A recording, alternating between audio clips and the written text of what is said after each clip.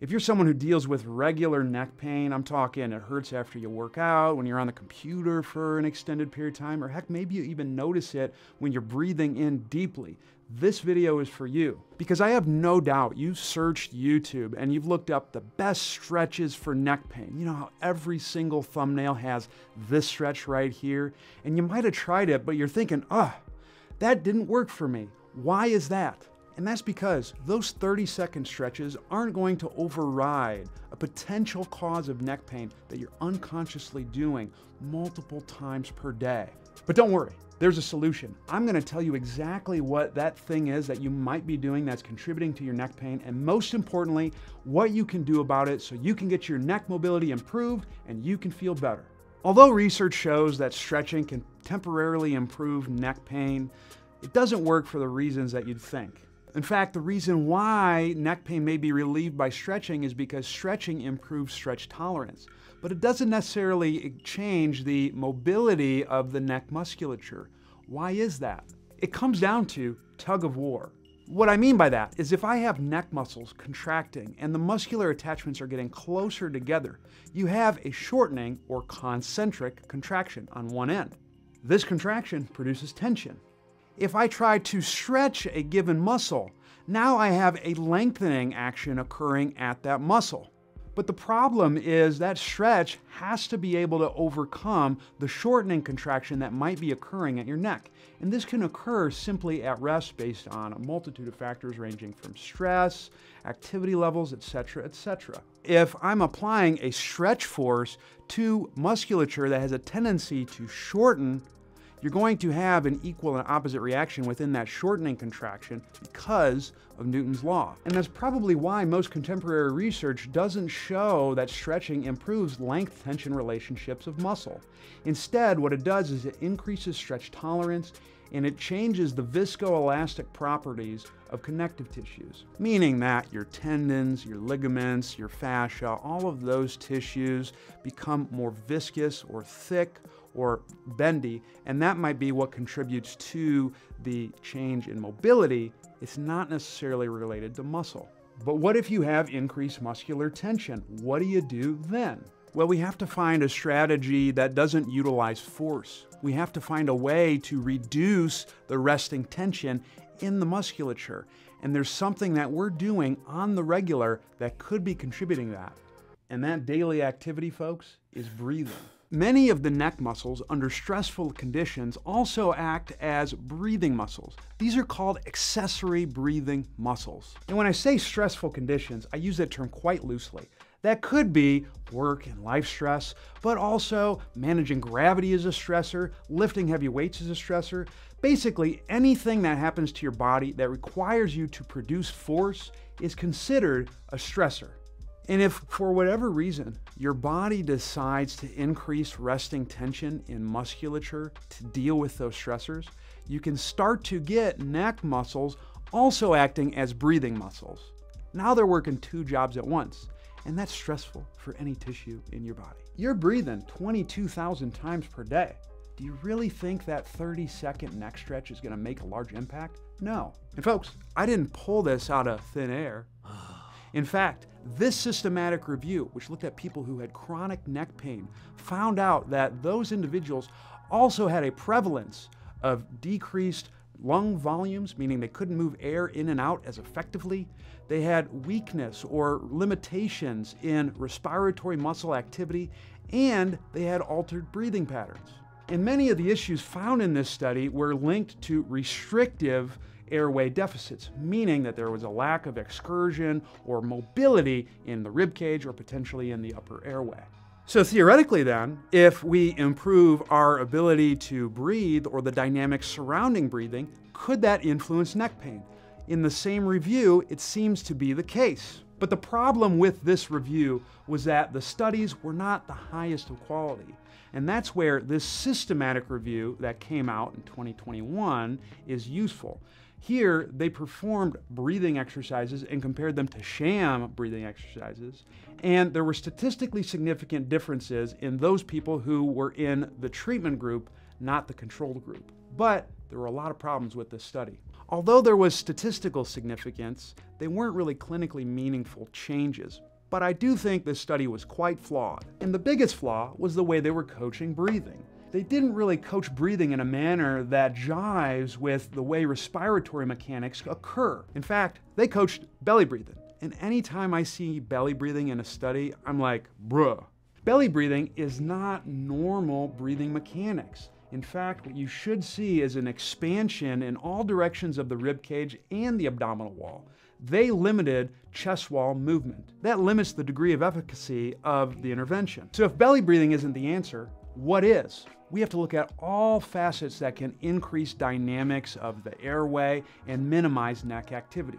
In my mind, there are 3 places that we can influence to reduce neck tension. And those 3 things are head position, breathing, and arm actions. The first thing we're going to look at is neck position. And I'm going to have you do a little experiment. Go ahead and make a fist and try to move your wrist. And you're going to notice that you can't move it that far as if your hand was completely relaxed. That illustrates that increased tension in musculature reduces range of motion. And so if I have increased neck activity while I'm breathing, that's also going to restrict motion in the neck, and that's going to limit the dimensions of the airway. In fact, they're going to be reduced. This works exactly the same as blood pressure. Blood vessels constrict, it shoots blood faster to the tissues that need it. If I contract the neck muscles, it constricts the airway and it shoots air faster to the lungs to improve gas exchange. But as we saw in the research, that can negatively impact neck pain and movement. So in order to counteract this, we have to utilize a head position when we're doing exercises or movement that increases the dimensions of the airway and minimizes neck activity. What is that?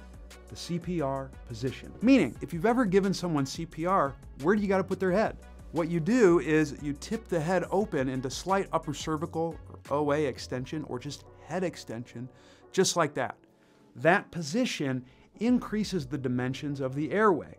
If the airway's bigger, the neck muscles by default have to be less tense. And I want to be clear, this is a position that we're going to utilize during exercise only. You don't have to walk around like this at all times. But how can we coach this without it being so excessive that I tip the head up and I get discomfort in the back, or I look too far down? The answer is through the eyes.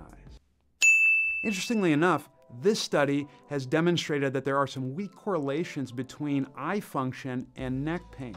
Namely, if your eyes can't converge or look at one object for an extended period of time, that can be a contributing factor to having increased neck tension.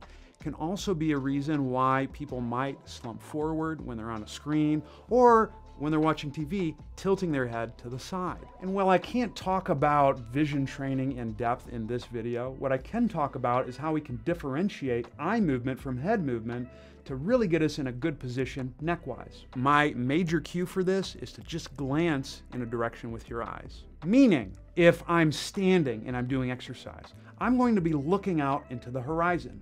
If my body is moving down, like in a squat or a deadlift, I go from looking at the horizon to looking about 5 to 7 feet ahead of me. And then if I'm facing down, like in a push-up or some type of quadruped exercise, I'm going to be looking about 1 to 2 feet ahead. Now that's during exercise. How can we apply this concept when we're doing something like reading or being on a computer? Instead of moving your head to look at the screen, you can just gaze with your eyes. That's going to limit the neck activity when you are in one of those seated positions. And let's say you've tried that and you've been taking frequent breaks as well, which is critical, but it doesn't make an impact.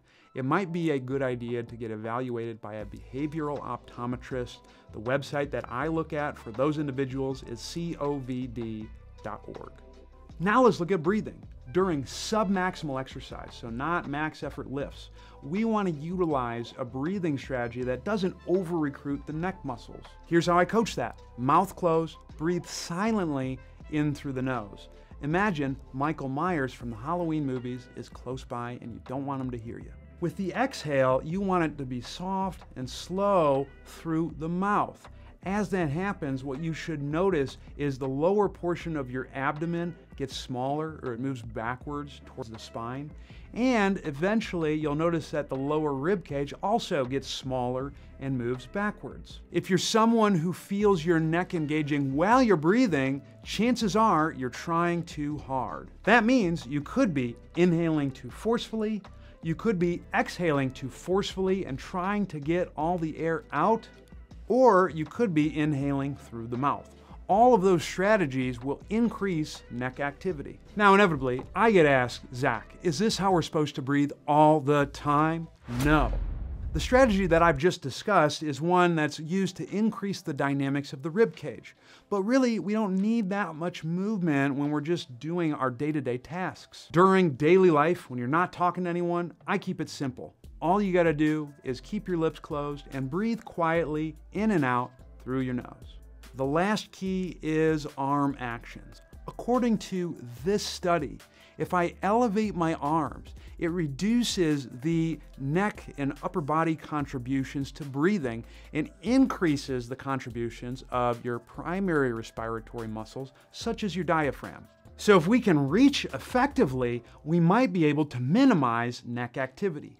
But here's the problem. A lot of people don't reach effectively. If you're someone who feels your neck engaging when you're doing upper body exercises, you're likely doing one of three things. The first thing you could be is moving the thorax while you breathe. So you might tip the thorax backwards, you might crunch, or you might arch and turn the torso as you're performing your upper body movements. That issue is often accompanied with moving the head as you are performing the exercise. Follow the instructions we talked about with neck position to alleviate that issue.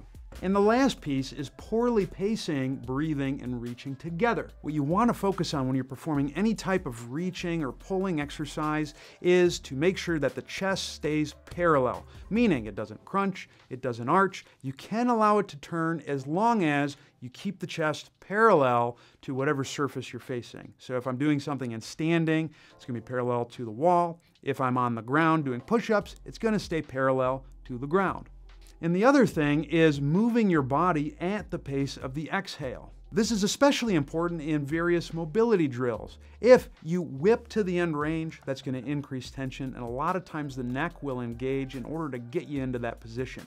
Conversely, if I move my body at the pace of the exhale, I'm going to minimize the amount of tension that I'm producing, especially in the neck musculature, and that oftentimes decreases neck activity. And there you have it, folks. That's how breathing is related to neck tension, why stretching doesn't work, and most importantly, how you can improve your breathing capabilities to reduce neck pain.